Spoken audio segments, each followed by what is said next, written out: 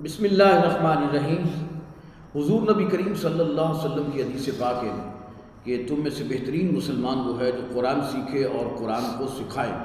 تو قرآن سیکھنے اور سکھانے کے حوالے سے بہترین جو جگہ ہے وہ دینی مدارس ہے الحمدللہ، اور اس وقت پاکستان میں دینی مدارس دین کے فروغ کے لیے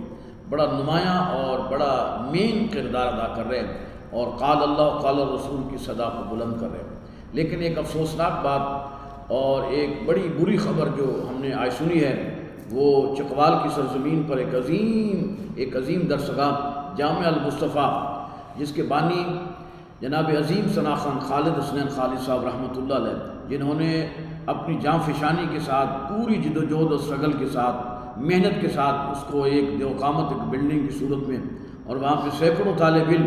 قال اللہ قال رسول کی صدا بلند کر رہے تھے اور قرآن کے انوار اور تجلیات کو اپنے سینے میں محفوظ کر رہے تھے۔ لیکن اچانک کل کیا ہوا کہ وہ مدرسہ جو ہے نا وہ سازش کا شکار ہوا، یا واقعتاً اس مدرسے میں ایسا کوئی کام ہوا ہے کہ جس کی وجہ سے اس کو سیل کرنا پڑا۔ اب دیکھنا ہماری انتظامیہ کتنی ایکٹیو ہے دینی مدارس کے حوالے سے، دین کے حوالے سے، کہ وہ ان چیزوں کے حوالے سے کوئی ایکشن جناب وہ لیتی ہے، اور 24 گھنٹوں سے پہلے وہ ایکشن لیتی ہے کہ آپ اندازہ کریں ہمارے جناب پھرتیلے وزیر اعلیٰ جناب نگران محسن نقوی صاحب اپنی پوری جناب بیوروکریسی کے ساتھ وہاں پہنچے، وہاں پریس کانفرنس کی اور باقاعدہ وہاں مقامی انتظامیہ کے ذریعے جناب بیوروکریسی کے ذریعے اس عظیم درسگاہ کو سیل کر دیا گیا۔ یہ انتہائی لمحہ فکریہ ہے، یعنی وہاں پہ کسی عالم دین کو اعتماد میں نہیں لیا، کسی مفتی صاحب کو اعتماد میں نہیں لیا، کسی محلے کے جناب معززین کو اعتماد میں نہیں لیا کہ بھئی یہ مدرسے میں یہ کارروائی ہوئی ہے۔ اگر ہوئی ہے سپوز، سب سے پہلے تو ہم ادارہ منہاج الرسول صلی اللہ علیہ وسلم پاکستان کے ناظم اعلیٰ ہونے کی حیثیت سے یہ فقیر اس بات کی پرزور مذمت کرتا ہے اگر اس مدرسہ میں ایسا ہوا ہے کہ جس طرح ایک نقشہ پیش کیا جا رہا ہے، جس طرح تصویر پیش کی جا رہی ہے کہ بچوں کے ساتھ بدفعلی کی گئی ہے اور وہاں کے اساتذہ نے کی ہے، وہ قاری انیس اور قاری ذیشان نامی، اگر انہوں نے ایسا کیا ہے تو ان کو گرفتار کر کے، سنا ہے وہ تھانہ صدر نے ان کو گرفتار بھی کر لیا ہے پولیس نے، تو ان سے باقاعدہ انڈیپینڈنٹ تفتیش ہو اور ان سے پوچھا جائے کہ واقعی ایسا ہوا ہے اور ان بچوں کے ڈی این اے ٹیسٹ کروائے جائیں۔ اگر واقعتاً یہ ایسا ہوا ہے تو وہ 2 اساتذہ صرف اس چیز کے ذمہ دار ہیں، نہ کہ اس واقعے کی سزا تمام طالب علموں کو دی جائے، ان کے پیرنٹس کو دی جائے، یا محتمم جو ہیں جناب علامہ اپنا نوید حیدری صاحب ان کو دی جائے، بلکہ جو اس کام میں ملوث ہیں ان 2 کو پکڑ کر ان کو عبرتناک سزا دی جائے۔ ہم اس بات کا مطالبہ کرتے ہیں اور ہم اس چیز کی حمایت بھی کرتے ہیں کہ بھرپور انداز کے ساتھ ایسے لوگوں کو کیفر کردار تک پہنچانا چاہیے۔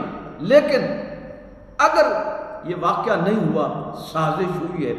تو کم از کم اس کی بھی تحقیق ہونی چاہیے کہ ایک دینی مدرسہ کو بدنام کرنے کی سازش کس نے کی ہے، کہاں تیار کی گئی ہے۔ اور پھر افسوس اس بات کا ہے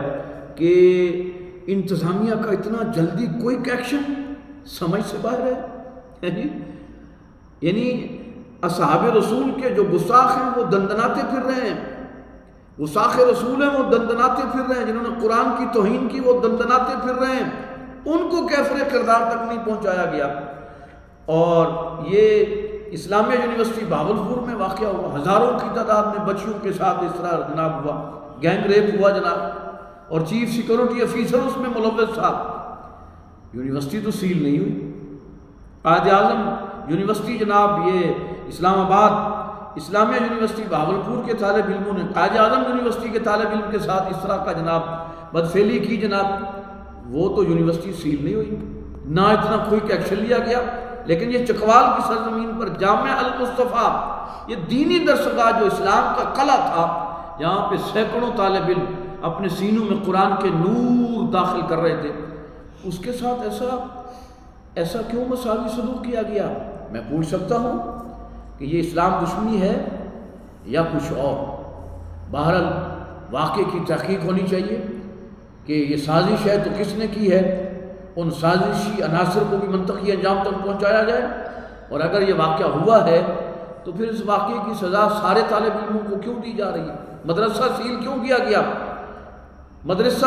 کیا گیا؟ میں تنظیم المدارس پاکستان کی انتظامیہ کو، ایگزیکٹو باڈی کو بھی، مفتی منیب الرحمان صاحب سے بھی میں عرض کرنا چاہتا ہوں، جناب عبد المصطفیٰ ہزاروی صاحب سے بھی میں عرض کرنا چاہتا ہوں، وہ تنظیم المدارس کے ناظم اعلیٰ ہیں، نگران ہیں، کہ وہ اس بات کی تحقیق کروائیں کہ ایسا کیوں ہوا کہ فی الفور اہل سنت و جماعت کے مدارس کے ساتھ ہی یہ مساوی سلوک کیوں ہوتا ہے کہ فی الفور ان کو سیل کر دیا جاتا ہے۔ اس کی تحقیق ہونی چاہیے، بھرپور ہونی چاہیے۔ اگر واقعہ ایسا ہوا ہے تو ہم مذمت کرتے ہیں، بھرپور مذمت کرتے ہیں۔ اگر نہیں ہوا، سازش ہے، تو سازش کس نے کی اس کو بھی جناب آشکار کیا جائے اور سامنے لایا جائے، تاکہ دودھ کا دودھ اور پانی کا پانی ہو۔ السلام علیکم ورحمۃ اللہ وبرکاتہ۔